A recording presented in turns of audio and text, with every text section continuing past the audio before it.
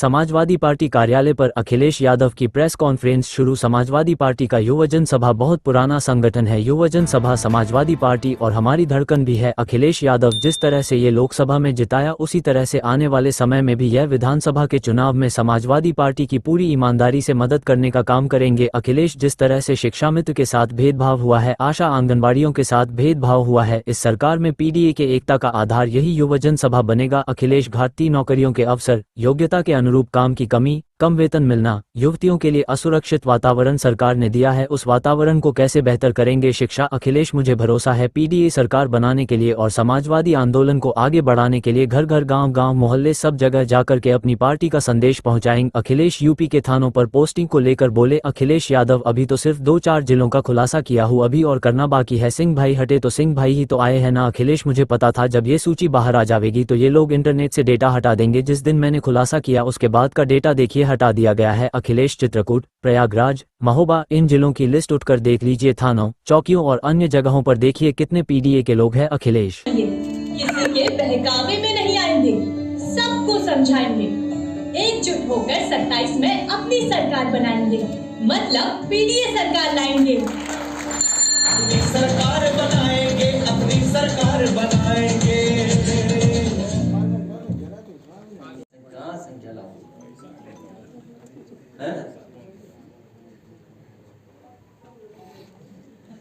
और जो डेटा बता रहा है अखबार, वह आप ही का डेटा देख रहा हूं। 20 से अधिक महिलाएं हैं, एक साल में 3 नहीं 5 बार बच्चों का जन्म दिया है। मतलब ये डेटा बता रहा है, तो ये डेटा तो सरकार दे रही है ना। अब वो विभाग निकल कर के आ जाएगा कि ये डेटा ही नहीं हमारा। और जो मतदाता सूची का जो अखबार में हम लोगों ने पढ़ा था, 37 मतदाताओं के एक ही पिता थे।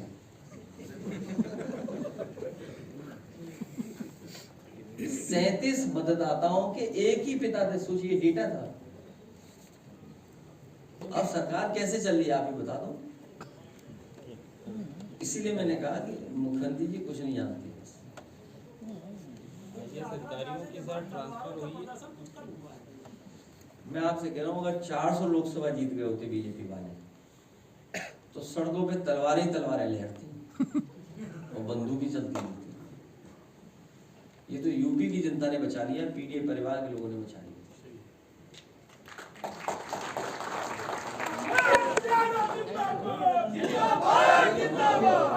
नहीं अभी नहीं, अभी एक गाना है, एक आज हम लोग एड लॉन्च कर रहे हैं। तो जब इतनी प्रेस आ गई है, नहीं जुड़े हैं, तो आपको वो नौकरी नहीं मिल सकती है।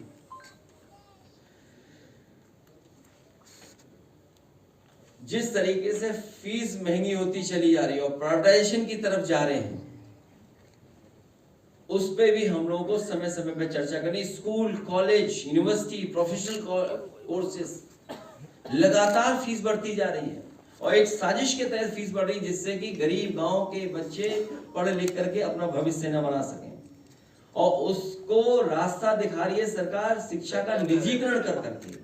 जिस तरीके से प्राइवेटाइजेशन हुआ है और जितनी तेजी से हुआ है, शायद इतना तेजी से निजीकरण कभी नहीं हुआ होगा जो भारतीय जनता पार्टी की सरकार में हो रहा है, दिल्ली और लखनऊ की सरकार मिलकर के। जो ऑनलाइन शिक्षा की समस्याएं हैं, ऑनलाइन जहां हमारी मदद कर रही है पढ़ाई में, वहीं जो समस्याएं हैं उनका समाधान कैसे निकालना, उस तरफ हम लोग काम करेंगे।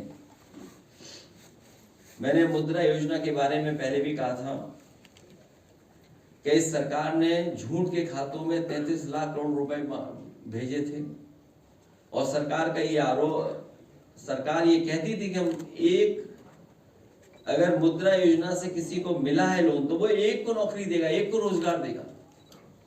तो अगर 33 लाख करोड़ रुपया बटा है 52 करोड़ लोगों को अकाउंट में, तो इसका मतलब ये है कि किसी को नौकरी और रोजगार की जरूरत ही नहीं, सबको मिल गया होगा। क्योंकि जब 33 लाख करोड़ रुपया बटा है, 52 करोड़ अकाउंटों में गया है, तो अगर एक अकाउंट की वजह से 2 नौकरियां भी मिली हैं, दोनों को रोजगार भी मिला है, तो शायद कोई भी बेरोजगार नहीं बचना चाहिए। मुझे उम्मीद है कि माता पिताओं के साथ बैठ करके बातों को समझाएंगे भी और दूसरों तक भी पहुंचाएंगे।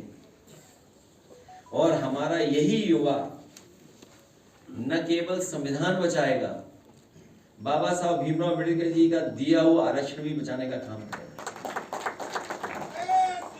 मुझे पूरा भरोसा है कि ये युवजन सभा के लोग पीडीए सरकार बनाने के लिए और समाजवादी आंदोलन को आगे बढ़ाने के लिए घर घर, गांव-गांव, गली मोहल्ले सब जगह जाकर के अपनी पार्टी का संदेश पहुंचाएंगे। ये हमारे पार्टी के संदेश दूत की तरह काम करने का काम करेंगे।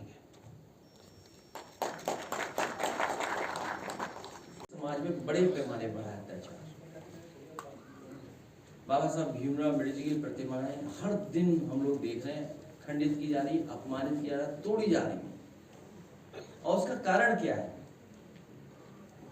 ये जो प्रभुत्ववादी लोग हैं वो स्वीकार नहीं कर पा रहे कुछ चीजें, और बहुत सारी घटना हमारी पार्टी के लोग लगातार पहुंच रहे हैं और जा रहे हैं, मिलते हैं लोगों से जाकर के। ऐसा नहीं कि नहीं मिलते हैं, जाते हैं, मिलते हैं जाकर के उनसे। तो ये लगातार इस सरकार में बढ़ा है। और करप्शन की तो आपसे कौन नहीं जानता करप्शन क्या है।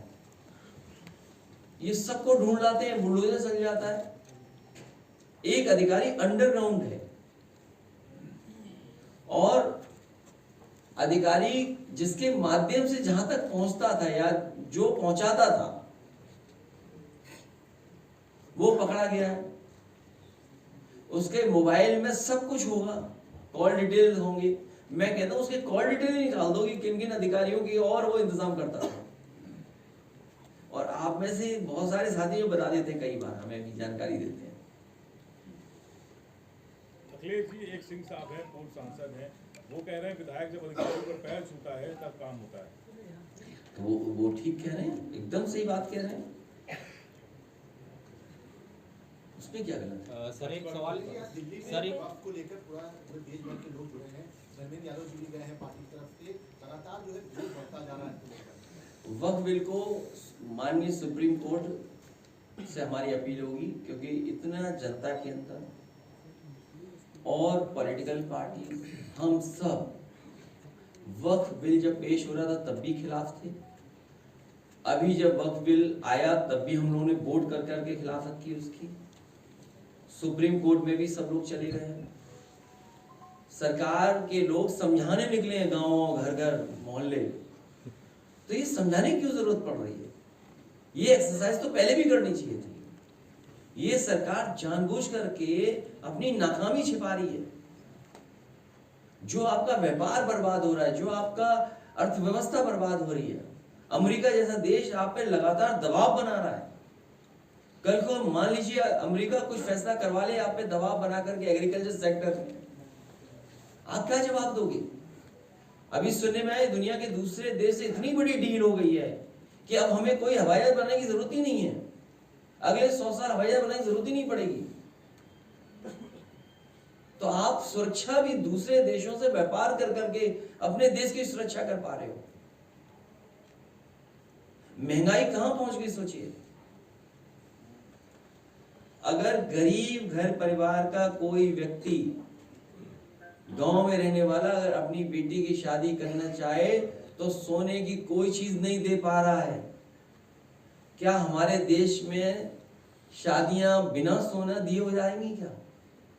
गरीब से गरीब आदमी बचत कर करके, किसी से उधार लेकर के शादी में कम से कम एक जोड़ा देता है, पूरा कुछ इंतजाम करता है।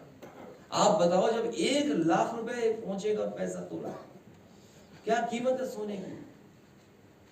बताओ गरीब परिवार का अपनी बेटी को क्या दे देगा, बताइए।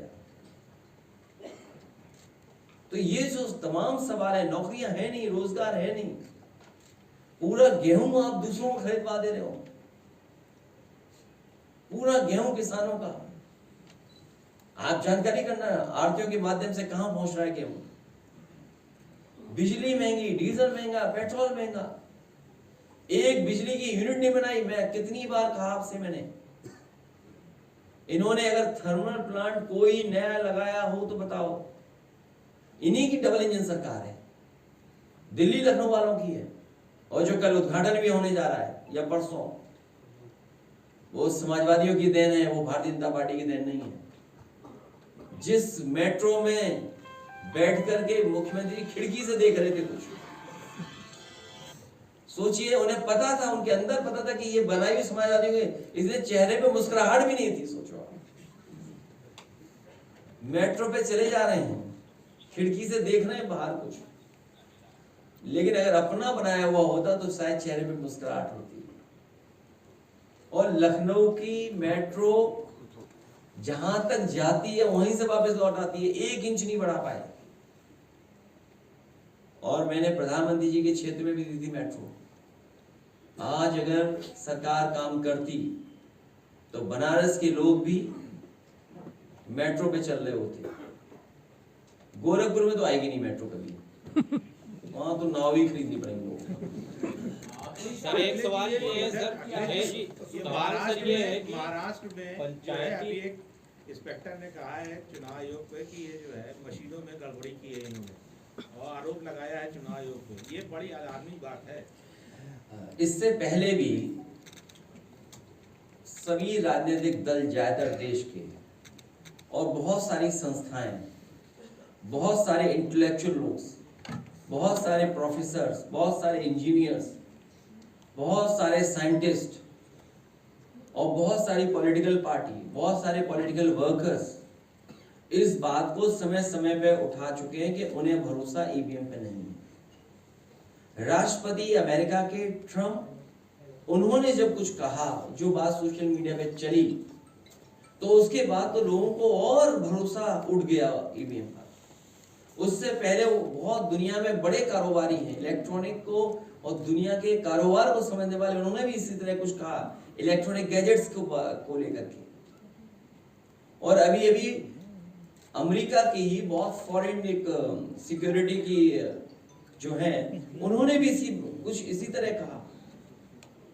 और फिर हम और आप लोग डेली देखते हैं, एटीएम से पैसा निकाल लिया, म्यूल अकाउंट पे पैसा पहुंच गया, साइबर क्राइम बन रहा है, कोई आ गया ऑनलाइन सीबीआई का अधिकारी बन गया, कस्टम का ऑफिसर बन गया, इनकम टैक्स का ऑफिसर बन गया, पुलिस का ऑफिसर बन गया, पैसे अकाउंट में डलवा लिए, पता ही लगा पैसे कहां चले गए। आप बताइए, यूपी नंबर 1 है इस तरह के क्राइम में, साइबर क्राइम में नंबर 1 है, और सरकार पैसा नहीं ढूंढ पाती। एक बार चला जाए पैसा तो आप बताइए, पैसा अगर एक बार चला गया, क्या सरकार ढूंढ के वापस कर पाती है?